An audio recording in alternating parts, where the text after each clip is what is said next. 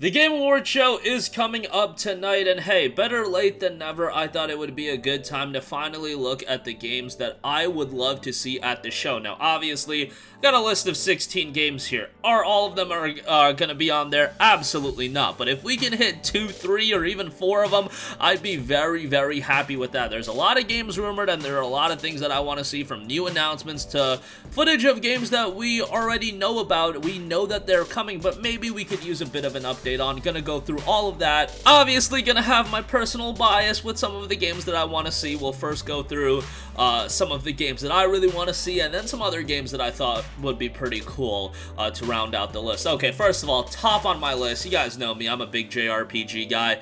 Final Fantasy XVI. I know we're nearing, at least getting closer and closer to the conclusion of the development of that game. I really do believe we're going to see it in 2022. Look, the team behind that game is not your typical Final Fantasy team where I think it's going to be stuck in development hell and take a decade for it to come out. No, I truly believe it's going to be out in 2022. Maybe in the middle or latter portion of 2022, but I think it's going to be 2022. And what we know is the next time we see information about Final Fantasy XVI, the next time we get information, I should say, it's going to be substantial. I do believe the next time we see gameplay, we get an update, we're gonna get a release date as well. I'd love to see it at the Game Awards. It would be a big platform to showcase a game like this, especially to a Western audience, and I think people are ready for a new Final Fantasy game. I mean, the FF7 remake is great, and you've got an entirely different team working on that, but a new mainline entry into Final Fantasy XVI is what I'm really looking forward to. 7 Remake, very excited for Part 2 as well, whenever that's gonna come out, but in the back of my head, I'm kind of expecting the story to become a train wreck, I know. Go in with that pessimism, and then if it surprises you, hey, that's good for me, but I think with Final Fantasy XVI, I think the foundation is going to be there to build upon into something really good, and hopefully we do see it at the Game Awards. Next up, gonna stick with Square Enix in this case. Chrono Cross Remaster and Remake. Remaster or Remake, I should say. Looks like it's gonna be a remake, which that has me super excited. Initially, when we heard about it, potentially was gonna be a remaster, and I was like, Chrono Cross shows its age quite a bit, and that doesn't mean the fact that, you know, it's a PS1 game, it wasn't gonna get a remastered release. I mean, Final Fantasy VIII got a remastered release, but in this case, it does seem like, based on rumors, it is going to be a full-on remake when it comes to fruition. This is one that, while I'm not the biggest fan of Chrono Cross, like, I don't have that nostalgic attachment towards the franchise, it is a pretty iconic game, and I know a lot of people will jump out of their seat in joy if a remake gets officially confirmed. So, hey, I'll be happy for you guys, and will I check out the remake if it does come to fruition? Absolutely, and I want to see how the game is going to look like, and, you know, Square Enix building upon a very iconic IP, that would be pretty cool to see, so hopefully we do hear about that. Next up, Mortal Kombat 12 or Injustice 3, a new fighting game I think makes all the sense in the world to drop at the Game Awards. You know, fighting games aren't really up my alley these days in terms of me being super into the fighting game community, but to play them casually, to have a couple buddies over, and, you know, have casual fun with them. That's really what I'm about these days. I can't really get sweaty anymore like I did back in the, you know, BlazBlue Calamity Trigger era. That was really my day, my heyday of fighting games, but, yeah, I would still like to see a new one. Next up, we all know that Jeff Keighley and Hideo Kojima have a very, very strong relationship. They've done a lot of work together. They've benefited each other quite greatly, and Hideo Kojima, of course, during that Summer Game Show announced Death Stranding Director's Cut. Well, what about Hideo Kojima's next full-on game? That is something that I could very well see get a teaser trailer. I don't think we're gonna get a full-on mass reveal of this game, just because, you know, it's still something that is very much shrouded in mystery, but a teaser trailer with a lot of Easter eggs that's gonna leave fans, deciphering whatever it is. Like, we don't even need to talk about what was going on with the Silent Hill and everything like that earlier this year, where people went on a complete wild hunt to figure it out.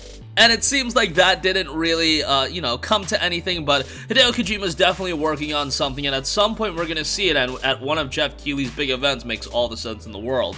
Next up, a franchise that I am incredibly a big fan of, and that is Sly Cooper. There are rumors that a new Sly Cooper is in development. I want to see the reveal of it, man. I loved Sly Cooper, A Thieves in Time. I know not everybody checked it out. It was available on the PS3 and the PS Vita, and at that time, the PlayStation 3 was getting a lot of exclusives, but I remember some of them would be hits from a commercial standpoint, and some of them would be kind of a miss. It seemed like Sly Cooper Thieves in Time was more of a miss, but it was a fantastic game. I mean, the Sly Cooper games in general are all really good, and if you're not going to give me a brand new one, bro, there's a bevy of games, the original trilogy, Thieves in Time, put that all in a collection. You're doing, collections of Uncharted 4 and Lost Legacy games that are readily available for everyone to still play. Why can't we get, a collection of games that are a little bit harder to preserve? Sly Cooper 1, 2, and 3, Thieves in Time, put that in a collection, put it all together, and then release that, give us a teaser trailer for a brand new Sly Cooper, print a lot of money. It's easy money there, Sony, take it for what it's worth.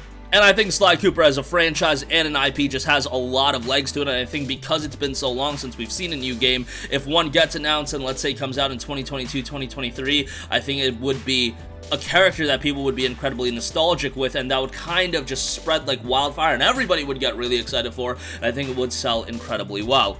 Next up, Last of Us 1 Remake isn't something I am super excited about. Like, I loved Last of Us 1, don't get me wrong, but it does seem like Naughty Dog is working on a remake for the first game, and, if it's gonna be on the PlayStation 5, if it's gonna get a technical improvement, I mean, Last of Us 1 still looks really good. I literally beat it not too long ago, and I was like, man, this game still looks really good. Sure, there are some things that I notice now being, 7-8 years later since the release of the game, being like, okay, if it was releasing in 2022, 2023, it would definitely look a little bit better, but it still holds up incredibly well. A remake, on the other hand, hey, maybe that'll wash away the sour taste that I had with Last of Us Part 2. I know some people really enjoyed it. Me, not so much. Wasn't a big fan of the story decisions, but hey, being able to revisit Last of Us 1, even though I can do so pretty easily at this point and still have a great time with it, I'll still check it out. Especially if they do go the route of expanding upon it even more. Next up, Dragon's Dogma 2. My god, has this been one of, like, the I don't even know, the unicorns of the last few years in the gaming world. I mean, Dragon's Dogma came out back in 2012, was kind of a technical mess on the PlayStation 3 and Xbox 360, but people still enjoyed it so much. Then we got Dragon's Dogma Dark Arisen, then we got the remastered, actually, we got the PC release, and the PC release really showcased what that game could be. Then it got ported to PlayStation 4, and then all bets were off. The game was being played at a very high level, and it looked great, it played great, and it's a great game. It's a challenging game, it's a rewarding game, often compared to the Souls titles, but also definitely has its own flavor. I've always said the only thing I didn't like about the Dark Arisen re-release was that the fact that they took out the original theme song, but hey, what can you do? That's a very minor complaint, and I still want to see a Dragon's Dogma 2. If those Capcom leaks were to be believed, it looks like that is something in development, and if it comes out, I think at this stage of the game, it's gonna sell incredibly well, and Capcom's been doing the stuff that fans want to see, from the Resident Evil titles doing what they're doing, the Mega Man collections doing what they're doing, Devil May Cry 5 being an absolute banger. Dragon's Dogma 2 would kind of be the next step in bringing back another IP that people could really get, sink their teeth into. Now, if we could get an Okami 2 on top of that, that would have me very excited. Next up, Alan Wake 2. We just got the release of Alan Wake Remastered. It seems like Remedy is working alongside Epic Games to create a brand new title, a big budget title. Given the Control DLC, I think it's only a formality, only a matter of time until Alan Wake 2 is officially revealed, and I think that Game Awards, seeing a teaser trailer, seeing some sort of trailer, I think it makes all the sense in the world. I know Alan Wake is not, like this IP that everybody thinks back fondly of. I really enjoyed it on the Xbox 360, even though $60 for a 7 to 10 hour game, I should say, not the best thing in the world. But hey, now the remaster is available for like $20, and I would recommend you to check that out. Bioshock 4 is another title that, man, we've just been hearing rumor upon rumor out of, and I think we're gonna see it sooner rather than later. Is it gonna be at the Game Awards? I don't know, but Bioshock is one of those weird ones, man. It's amazing that given the reception to Bioshock 1, 2, and Infinite, and I know there were some, external circumstances that prevented Bioshock 4 from becoming a reality quicker than it did, but given the reception to Bioshock 1, 2, and Infinite, you would think that Bioshock would have been an IP that would be persisting for a long time, but in this case, Bioshock 4 looks like it's finally in development. Looks like we're going to hear about it soon, but is it going to be at the Game Awards? I'd like to think so. Absolutely loved Bioshock Infinite. Thought it was one of the best first-person shooters ever from a gameplay standpoint. I thought it was just immaculately well designed, so let's hope to see Bioshock 4 sooner rather than later. We know that The Legend of Zelda Breath of the Wild 2 is probably dropping in 2022. It would be nice to see an official title reveal for that game, seeing some more gameplay of it. As a Nintendo Switch owner, I think Breath of the Wild 2, for all of you guys, if you do have a Switch, is one of your most anticipated games. Breath of the Wild 1 is considered to be one of, if not the best Zelda games of all time, and a lot of people really dug that. I really enjoyed it. Presentation and art style was so strong for, you know, the lower hardware that the Nintendo Switch is, but the art style was just incredible. Gameplay was just so well designed, and Breath of the Wild 2, if it could build upon the first, that could be pretty incredible. Next up, another Switch title, Xenoblade Chronicles 3. Xenoblade Chronicles 2 was incredible. I don't know what's going on with the price of that physical copy these days, but hey, just go buy it digitally if you can. That game had an incredibly deep amount of content. It was a lengthy game. The expansion was very good as well. Xenoblade Chronicles also saw a re-release with the definitive edition on Nintendo Switch, so we got Xenoblade Chronicles 1 on Switch. Xenoblade Chronicles 2 is on Switch. Why not get Xenoblade Chronicles 3 on Switch? It makes all the sense in the world, and I do believe it's in development. I would love to see a port of the Wii U title as well, Project X.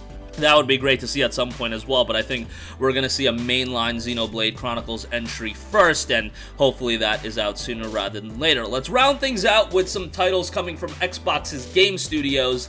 Let's bang through these quickly. Fable. Okay, so Playground Games just dropped Forza Horizon 5, another incredible open world racer from them. We also know that they're working on the next Fable title. I believe it's not going to come out for quite a while. I think we're going to see it in 2023 for an official release. But it would be nice to finally see some gameplay of the title. I want to see what Fable is going to look like in 2023, given that we haven't seen a full Fable release since 2010. Yes, Fable 3 came out all the way back in 2010. It's been a very long time, so given that it's been 11 years, probably closer to 15 by the time the game actually comes out, you know, 13 to 15 years, it'll be interesting to see the evolution of Fable. But if you're gonna give a studio to handle an open world title, Playground is as good as it's gonna get. I mean, I know they've been doing open world racing games, but I think they can transition their expertise into an RPG, and I think it's gonna be quite good. Prey 2 would be great to see. We know that Arcane is working on Redfall, but they also did Prey back in 2017, and that was an incredibly underrated sci-fi first-person shooter in my opinion. Hopefully we'll see some Prey 2. That would be a nice announcement. Avowed, coming from Obsidian Studios in the world of Pillars of Eternity. Looks like that's going to be a big budget open world RPG, something that I think could be a system seller for either if you're on PC or if you want to buy a console. I think Avowed, if they can deliver a high quality open world action RPG, that could be something incredibly special, especially given that it's by Obsidian. Their track record is pretty darn good, if you hadn't noticed.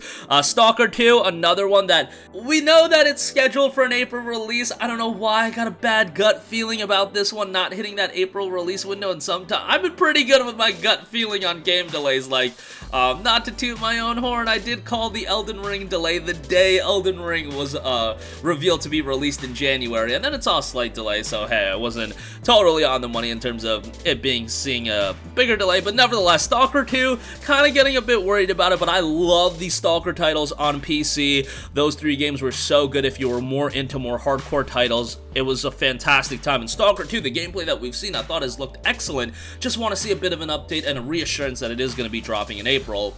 And lastly, Hellblade 2, I think, is a game that would love to see an update on that. I mean, I'd love to see all of these games a little bit redundant, but Hellblade 7 with Sacrifice was so good. That game just got a graphical upgrade recently on PC and Xbox Series, I believe. So they did work on that. Hellblade 2 is going to be a big budget $60 game, or however much it's going to be on Xbox Game Pass, by Ninja Theory. It's going to be bigger budget than the first one. Ninja Theory, low-key, if you look at their track record, it is remarkable, and I think they're going to do something really special with Hellblade 2. If you never played Hellblade 1, go back and play that. It's on Xbox Game Pass. It's available very cheap on PlayStation. Unfortunately, in the case of Hellblade 2, not going to be available on PlayStation, at least unless something gets worked out by Ninja Theory, Microsoft, and PlayStation, but I don't think Microsoft is acquiring all these studios just to ultimately put those games on PlayStation anyway. Just doesn't seem to make financial sense to me. Nevertheless, I think Hellblade 2 can be an incredibly atmospheric and psychological game if Hellblade 1 is anything to go by. And Hellblade 1 was a cheaper, you know, $30 game, and Hellblade 2, you're gonna get a bigger budget experience. At least all things are pointing to that. And that's gonna do it for me. Again, I expect a pretty good show. We already know that we're gonna see Sonic tonight. We know that we're gonna see Suicide Squad kill the Justice League. We know we're gonna see a couple other games.